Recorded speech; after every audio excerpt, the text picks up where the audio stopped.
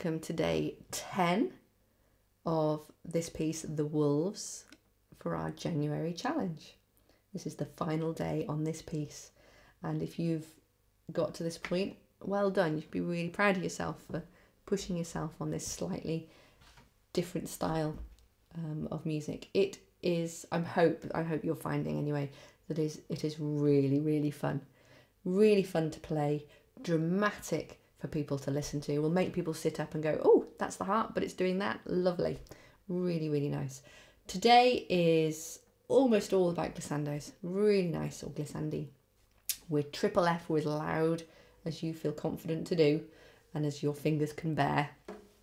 And looking at it, it can be a bit, oh gosh, where am I? You might even cheat a little and write in the starting notes, but once you start to do that, you'll realise that there's a pattern to our starting notes, and that is, it starts on the A at the top of your harp. Because this is glissando after glissando after glissando, I'm doing one with my right, the next one with my left, right, left, right, and so on like that, okay? Starting on the very top A of my harp. So the first one's an A, the next one is a C. Now that's a red string, so you can get onto that quickly, and that one goes down. The next one's the next A down, so A, next one's a C. Okay, so that's our first bar. So 1, 2, 3, 4. Excuse me. And the note that stands out is the start note. A, C, A, C. Okay, that's the note that stands out. The others just blend away. It's da, C, da, A, da, C, da, 3, 4. Okay, and then straight into the next bar. We're down on a low F, and it's an F going up, C going up. So black string going up, red string going up, black string going up, red string going up. Okay, 3, 4. Okay, so there we're picking out F, C, F, C. And by picking out, I mean they're the notes that we're starting on, and we're making sure that those are accurate and that there's a bit of strength on them because they're landing on the beat. So if we put those 2 bars together from the beginning of today, which is bar 53, triple F as loud as you can feel, 3, 4.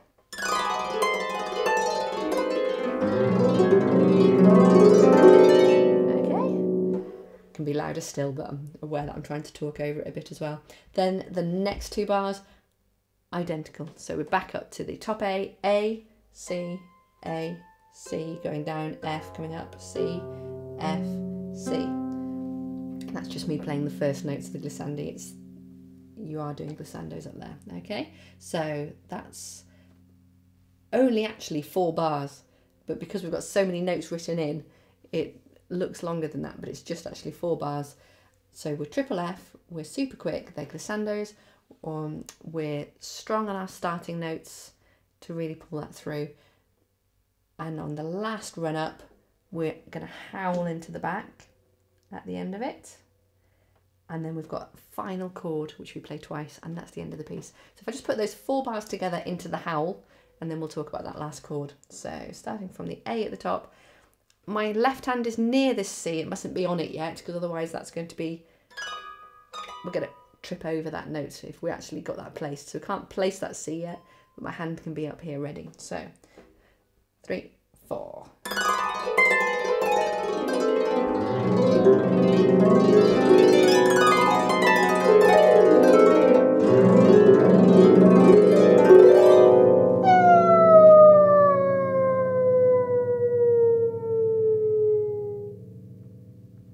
And you can be as dramatic and as long as you like on that particular howl, because it is our end of our piece, bar 1 bar.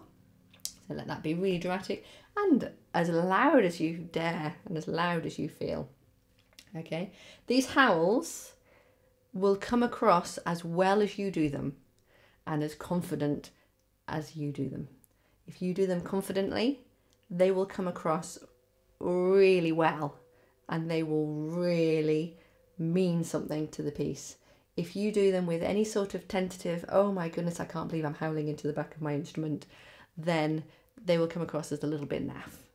And they will almost take away a bit from the piece. So you need to just go for it and really mean it. And then the audience will be, oh, fabulous. And when I'm talking about an audience, it might be a room full of people. It might just be your dog. It'd be quite interesting actually playing this for your dog, to see what they make of your howling and whether they join in. And I would love to see some videos of that if that happens for you. Let's look at our very last bar. Quadruple F, just as loud as you dare play it. And by now you've played the rest of the piece, so let's not worry about our fingers. Let's just really go for it.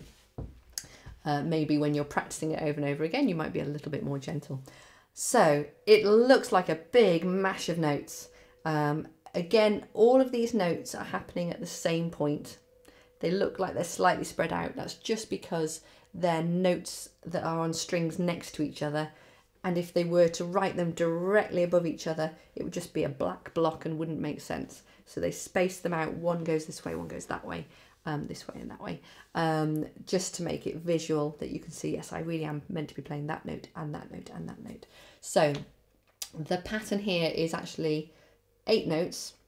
The lowest 3 are next to each other, then there's a gap and then your thumb goes on, and then the right hand is on the next 3 immediately after that thumb note, then a gap, and then your thumb goes on. So if you know that your top thumb right hand is on an A, miss one out and then put those 3 on.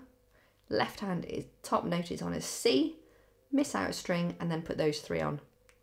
Then you've got it right. And just as before, try and just practice coming away and landing straight onto those notes. This howling is not really helping with my cold. So left hand down on finger 4 on the black if you want to do it that way up. 3 notes, miss one out, thumb on the red. So you can either aim for it thinking about your thumb being on the red, or aim for it thinking about your lowest finger being on the black. Personally, I like to think about the top note of the pattern, because that way you just open your fingers out and you're less likely to end up with an odd shape hand because you've tried to see where that 4th finger's landing. So that's personal preference. Top hand, thumb on the A, miss one out, finger 2 on the black F, 3 on the E, 4 on the D. We'll play all of these together and then together again. That's then tied on to that note that's got the pause. So we've just got 2 chords happening in this piece, and it's okay. So try not to land on a wrong note like I did there. So, and again, be dramatic with it, okay? When it's a piece that's unusual in terms of it doesn't have a sort of clear melody line and, oh yes, we've definitely landed at the end here, you need to let your audience, whoever it is, know that you've reached the end. So you've done your massive howl, giving yourself time to land on these 2 notes, these 2 chords, and so be big with your arms. There. And then stop and smile at whoever it is, to let them know, yes, I really have reached the end, and yes, you really did just hear me play that. Well done. There is so much in that piece, and it sounds so good when you put it all together. If you just have the confidence to play it and just to recognise that it's patterns, and if you get those patterns in the right order, then it fits together beautifully, and it's not that hard to play if you've got those patterns and if you're recognising them and using them to your advantage. Excellent. Should we play it all the way through? Let's do it. Okay, so we're back to the very beginning, very slow and sort of sedentary here, and we start with our howl. And you're in charge of how long this howl's going to be and when you then come in with the next bar. So here's the very beginning.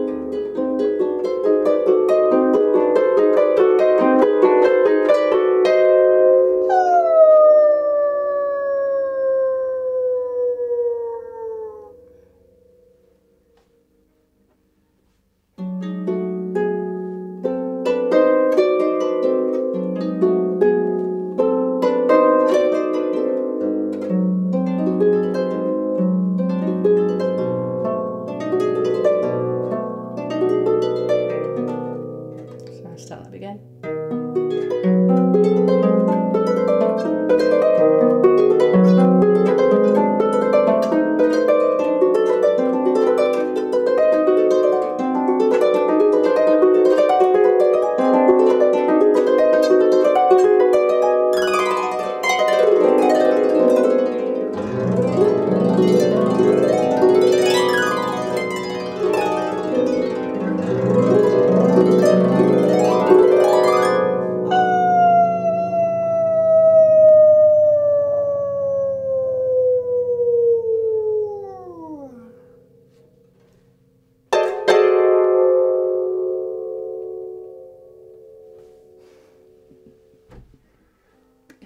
Thank you.